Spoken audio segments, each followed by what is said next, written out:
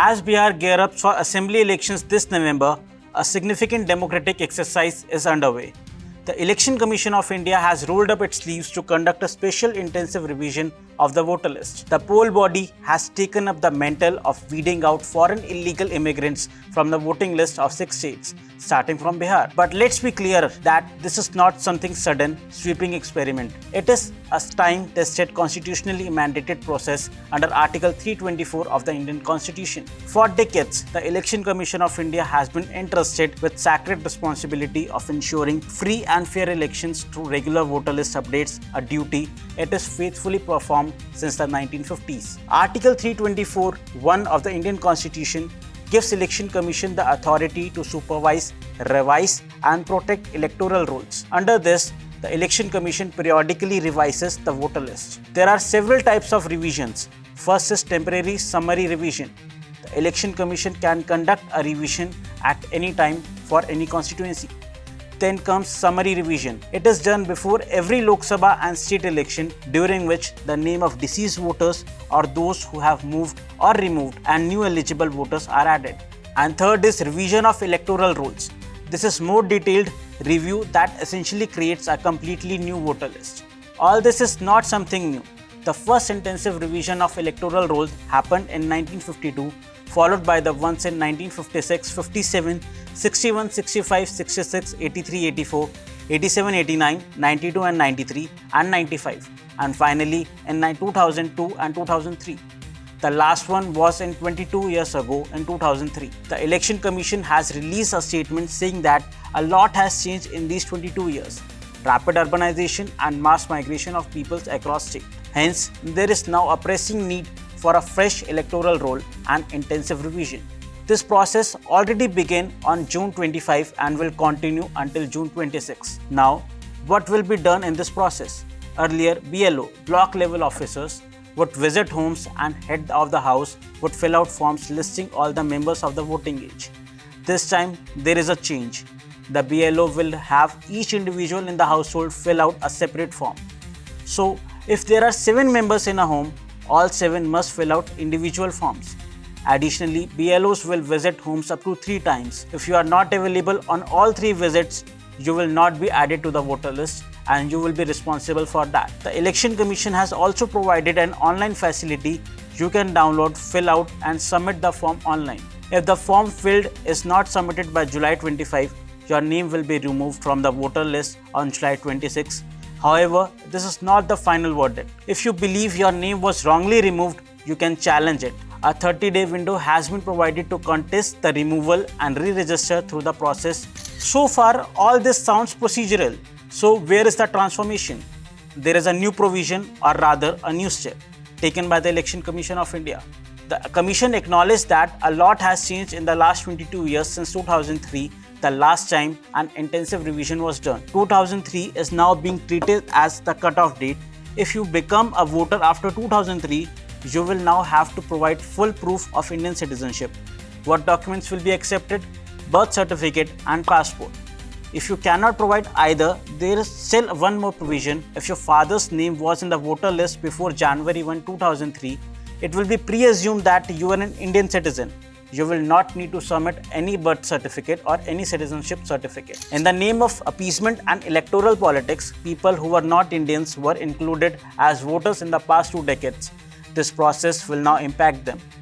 They will now have to prove that they are Indian citizens. This overhaul begins with Bihar, which heads for assembly elections in November 2025, and the Election Commission has announced that before 2029 Lok Sabha election, this process will be completed across the country. The opposition has mounted sharp criticism of the alleged Election Commission's voter list cleanup in Bihar. At a joint press conference on June 27, RJD leader Tejasvi Yadav, Congress spokesperson Pawan Kheda and CPI Dipankar Bhattacharya called the revision impractical and suspicious, warning that verifying over 8 crore voters during monsoon when floods are frequent could defranchise the poor and marginalized. They allege that demanding documents like birth certificate, caste proofs and parental records was akin to an unofficial NRC, with Congress terming it as a dacoity of voting rights. The BJP and Janata Dal United, however, has defended the intensive revision as a constitutionally mandated process to purge fake entries and ensure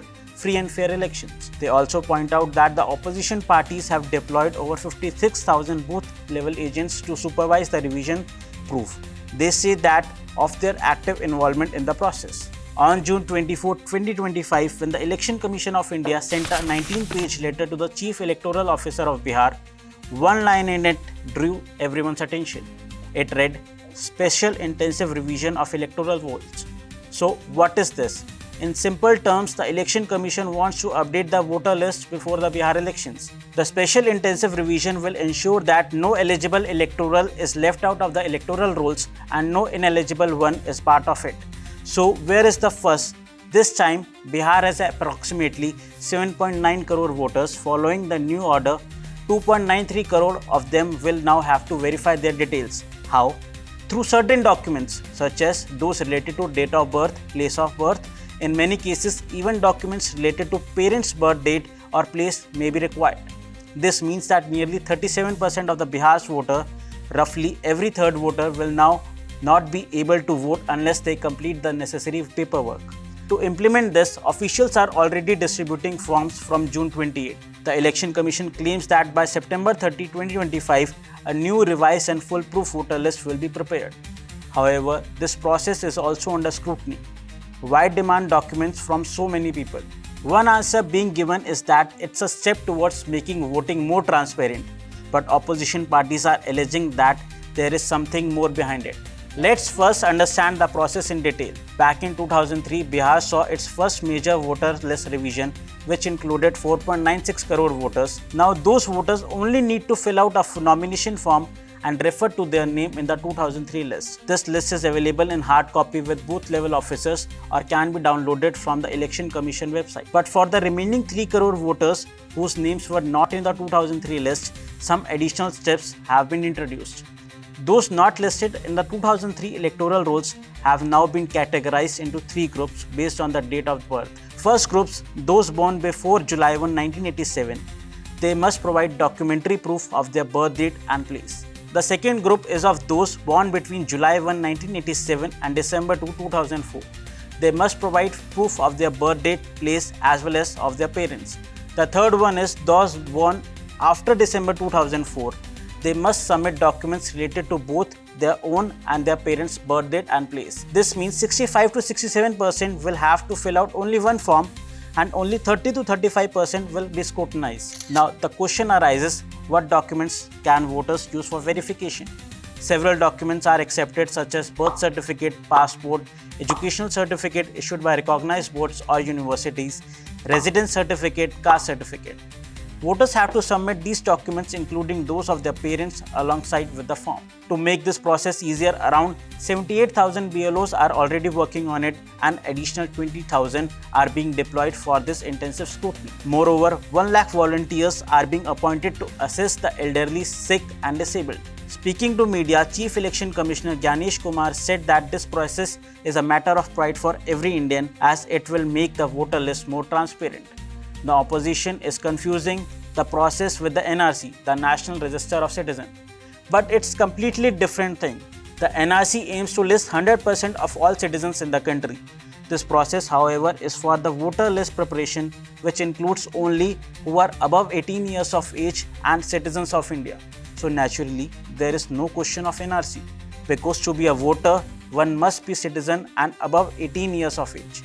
Therefore, this voter list will include only a subset of the total citizen population, excluding those below 18 years of age who are citizens but not voters. That age group from 0 to 18 accounts for around 20 to 25% of the population and they will not be in the voter list. So how can this be equated to NRC? This is only voter list where only those above 18 will be included. Those equating it with the NRC are misleading the people. In fact, several rounds of intensive revision of electoral rolls were carried out during the Nehru and Indira Gandhi regime aimed at removing fake, duplicate or ineligible entries and adding genuine voters. At that time, no one equated these voter lists updated with the NRC. It is politically motivated to equate this current voter verification exercise with the NRC, just as it was done during Nehru and Indira Gandhi's regime. The present process continues the same democratic and constitutional practice to uphold electoral integrity. The Election Commission has stated in its order that no voter should face any harassment and that bailiffs must ensure that every political party, booth level worker, agent will be involved in the process so that if anyone has a complaint, the BLA can intervene and have the issue resolved immediately. The ongoing voter list overhaul in Bihar marks a significant step towards cleansing electoral rolls by verifying citizenship and removing ineligible voters. While opposition parties have criticized this and termed it as discriminatory and impractical, the Election Commission asserts that it is a constitutionally mandated process and aims to ensure fair elections. By focusing on documentation and active verification, the process seeks to protect the sanctity of the electoral system.